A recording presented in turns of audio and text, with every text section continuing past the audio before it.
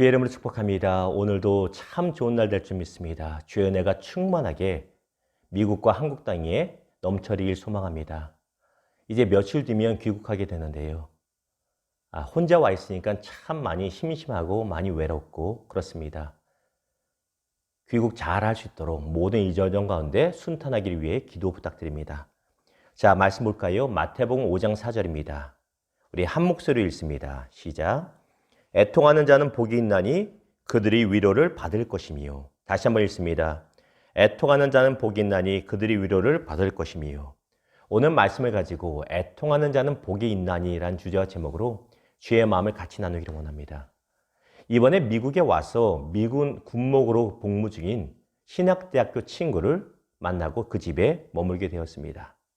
정말 오랜만에 만나서 대학 1학년 때 지금으로부터 약 30년 전 일부터 이야기하면서 밤이 늦도록 추억에 잠겼습니다. 그런데 그 친구가 저는 기억도 하지 못했던 저의 행동 한 가지를 이야기하는 것입니다. 무엇이냐면 당시 제가 군대를 일찍 갔었는데 휴가를 나온 제가 그 친구를 붙잡고 당시에는 그리 친하지도 않았다고 그래요. 붙잡고 이야기하다가 눈물을 펑펑 흘리더라는 것입니다. 그랬었냐? 저는 기억도 못한다고 말았는데 그 친구가 이런 얘기를 합니다. 저의 눈물 흘리는 모습에 이 친구가 참 순수하고 열정이 있고 착한 사람이구나 라고 평가를 했다는 것입니다. 우리의 눈물은 과학적으로 볼 때 눈에 들어간 세균을 배출해내는 아주 중요한 요소가 됩니다. 더 나아가 우리 사람의 눈물은 상대방의 굳어진 마음을 열어주는 큰 중요한 역할을 하기도 합니다. 그리고 무엇보다 우리가 애통하는 그 눈물에는 죄로 인해 막혀있던 하나님의 은혜가 회복되고 더 나아가 더 큰 하나님의 은혜를 받게 하는 통로가 된다는 것입니다. 그렇기 때문에 애통하는 자는 복이 있다는 것입니다. 자, 오늘 본문 볼까요? 오늘 본문은 예수님이 가르치신 산상수훈, 산에서 가르치신 산상수훈의 특별히 8복, 8가지 복 중에 두 번째입니다. 심령이 가난한 자는 복이 있나니 그것이 첫 번째라면 두 번째가 바로 오늘 본문 애통하는 자는 복이 있나니 라는 것입니다.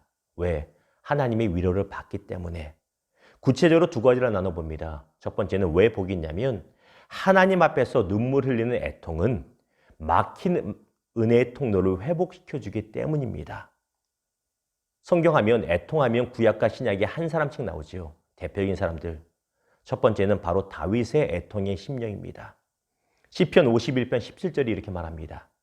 하나님께서 구하시는 제사는 상한 심령이라. 하나님이여 상하고 통회하는 마음을 주께서 멸시하지 아니하시리다.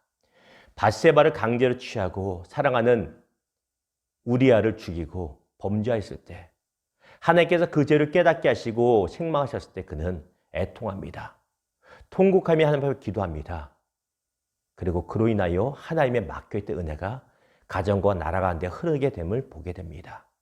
또 신약의 베드로입니다. 마태복음 26장 75절이 이렇게 말합니다.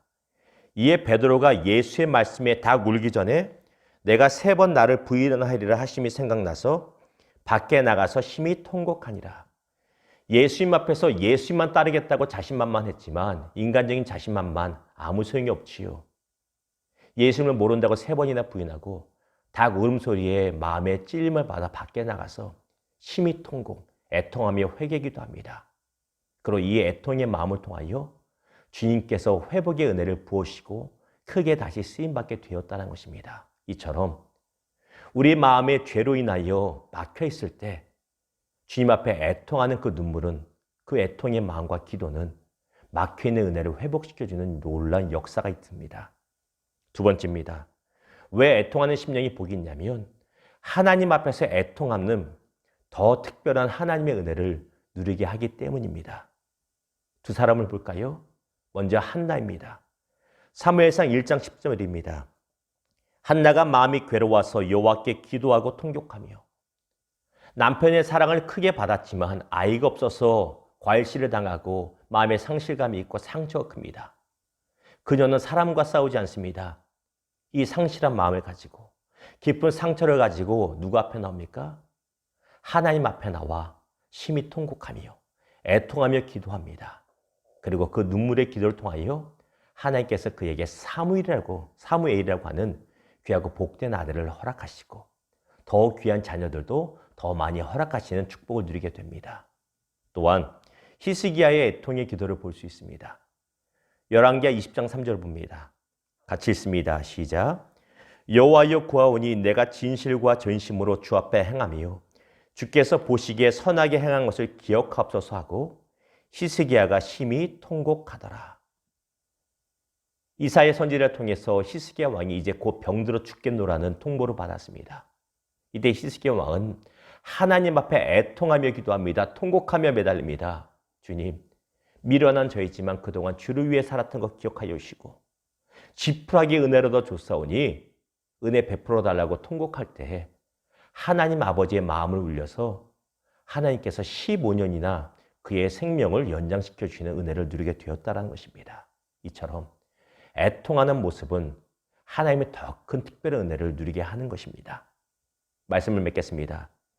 하나님 앞에서 애통하는 모습은 곧 하나님의 은혜를 구하는 믿음의 행동입니다. 우리의 마음에 어떤 일이든지 죄책감이 있을 때 애통하는 심령 가운데 하나님의 용서하시는 은혜가 임합니다. 우리 삶에 여러 가지 크고 작은 고난으로 인하여 마음의 상실감이 가득하고 절망감이 가득할 때 하나님 앞에 그 문제를 가지고 나와 애통하면, 쉽게 말하면 울며 기도하면 위로하시고 풀어주시는 하나님의 특별한 은혜를 누리게 된다는 것입니다. 사랑하는 여러분, 마음에 답답함이 있습니까? 마음에 상실감이 있습니까? 마음에 아픔이 있습니까? 마음에 정죄감이 있습니까? 어떤 심령이라도 하나님 앞에 애통의 마음으로 나오십시오. 그러면 하나님의 은혜가 풍성하게 흘러넘칠 줄 믿습니다. 그 은혜를 누리는 저와 여러분 되기를 주님의 이름으로 축원합니다. 기도하겠습니다. 주님 감사합니다. 우리 심령 가운데 애통함을 가지고 주 앞에 나가기 원합니다. 답답함과 상실함과 정죄감으로 가득한 우리 모습, 어찌할까 몰라서 답답한 우리의 모습 가지고 나아갑니다. 주의 특별한 은혜가 있기를, 막혀있는 주의 은혜가 회복되기를 사모하며 주 앞에 나갑니다. 우리의 마음을 만져주시고 우리의 마음 가운데 역사하여 주시옵소서. 모든 것을 주 앞에 맡겨드립니다. 거룩하신 예수님의 이름으로 감사하며 축복하며 기도드렸나이다. 아멘.